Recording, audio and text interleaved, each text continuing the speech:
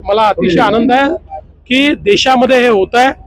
माझी तर निश्चितपणे या ठिकाणी मागणी असणार आहे की पुढच्या काळामध्ये आमच्या सगळ्या याद्या SIR नंतर ब्लॉकचेन पद्धतीत त्या ठिकाणी तयार करण्यात याव्यात आणि कुठल्याही परिस्थितीमध्ये त्या ठिकाणी प्रत्येकाचा जो काही ID आहे तो अशा प्रकारे प्रिझर्व व्हावा की तो दुसऱ्या राज्यात गेला तरी देखील त्या ठिकाणी त्याच ID वर त्याचं नाव त्या ठिकाणी राहिलं पाहिजे।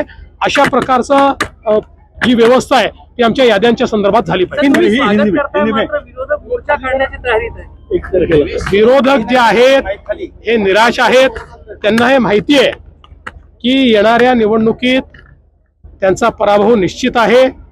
पराभवाच्या आधीचं हे कव्हर फायर आहे।